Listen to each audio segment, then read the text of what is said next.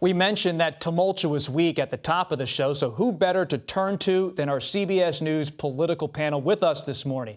Political correspondent Caitlin Huey-Burns, congressional correspondent Nikole Killion, and senior investigative correspondent Catherine Herridge. Thank you all for being here this morning. Terrific to have you here with me at the table. Catherine, let's begin with you. Can you react to former Attorney General Bill Barr and his statement that he believes Trump could be indicted on the January 6th investigation? Well, I took notes during your interview, and what jumped out to me was his statement that this was not government overreach in the Florida indictment, that this was self-inflicted, fundamentally flawed, he said of the former president, and that it was reckless conduct. And the reason Bill Barr's comments matter and may even sting for some is that he's been Attorney General twice.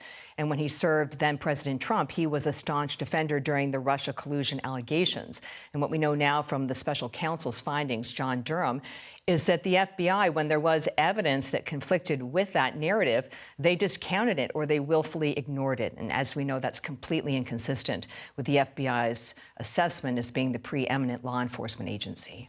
Nikole, you listened to former New Jersey Governor Chris Christie as the whole Republican presidential race heats up and Trump's conduct's in the spotlight. But you're on Capitol Hill day in, day out, talking to congressional Republicans there, often to Speaker McCarthy.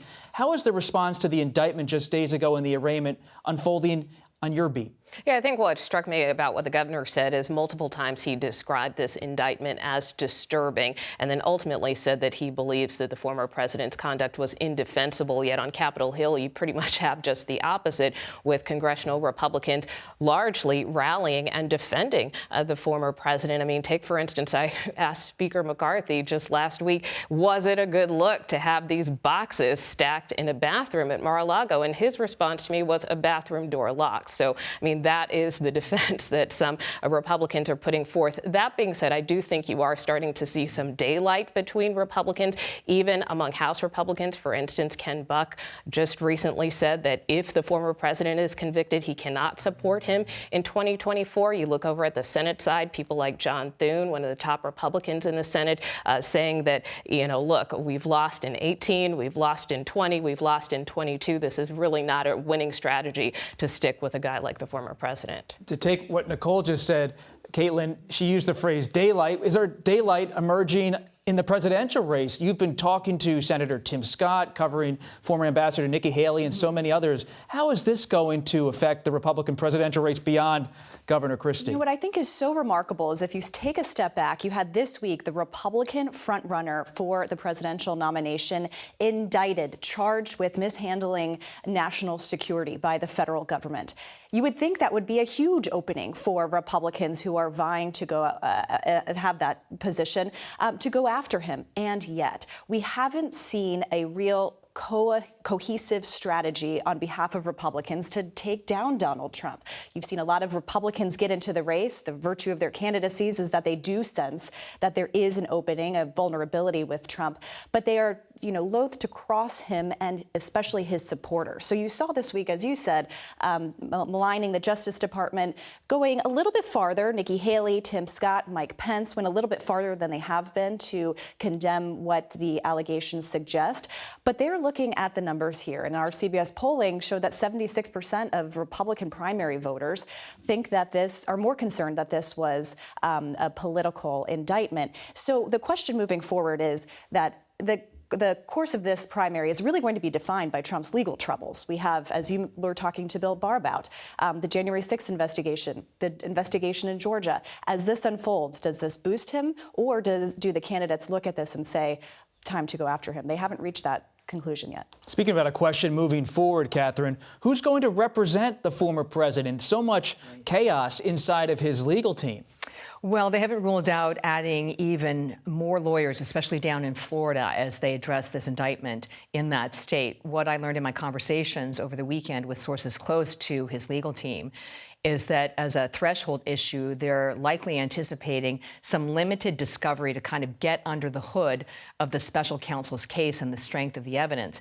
And then the other two top-tier targets are a motion to dismiss based on allegations of prosecutorial misconduct. You're familiar with that through your own reporting.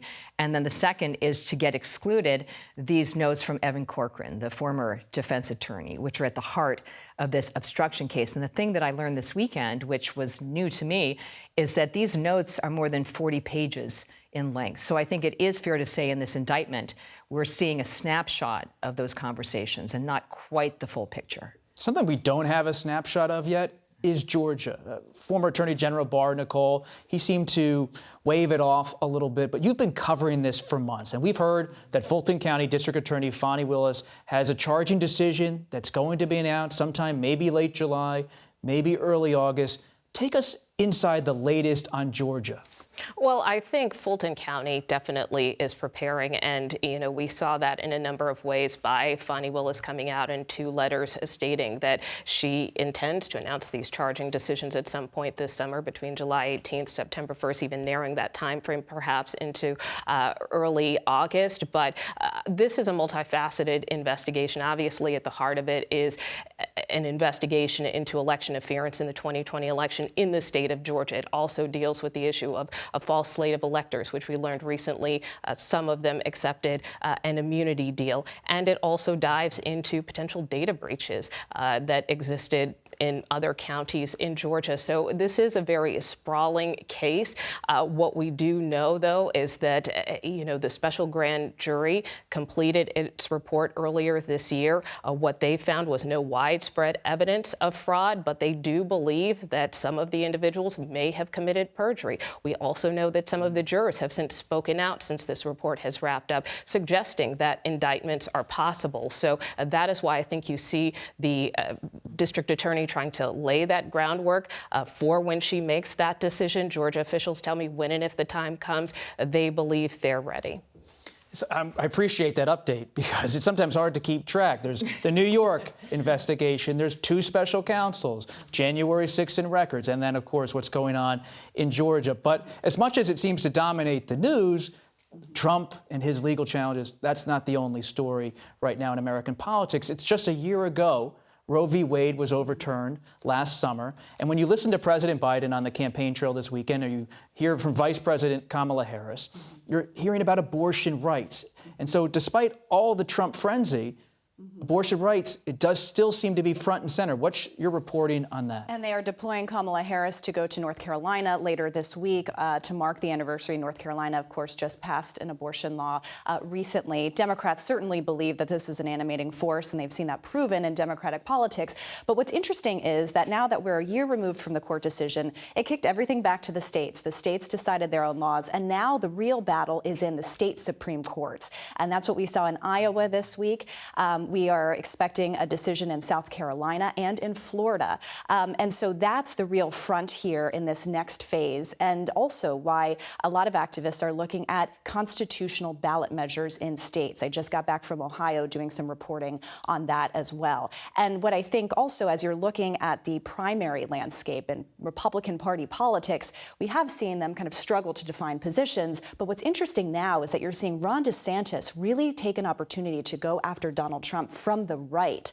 So as much as we're talking about the investigations and whether Republicans want to talk about them, DeSantis is figuring this is an issue where he can boast a more conservative agenda than the former president. Nikole, I just want to bounce off that with you. When you're on Capitol Hill and talking to congressional Republicans, someone like former Governor Christie often says, oh, a national abortion ban is never going to happen. There needs to be a consensus in the states first. But you believe if the Freedom Caucus types in the House get more power, and maybe their allies in the Senate get more power, that they would pursue a national abortion ban if it was a Republican-controlled Congress across the board? I think it's possible, but I also think that the approach has been pretty fractured in Congress, where you have, some are pushing for a 6-week ban, some support a 15-week ban, and honestly, since the Roe v. Wade decision was overturned, while there was a lot of hype at the beginning, is there going to be some type of national ban? We've really seen Republicans kind of push back off of that. If anything, it's Democrats that are really trying to keep this front and center. And next week, we know that House Democrats will be introducing a discharge petition to try to restore abortion access, even if it's just a symbolic move. A lot to follow across all of the beats. Couldn't be luckier than to have all of you here to open your notebooks. Really appreciate you stopping by on a Sunday. We'll be right back.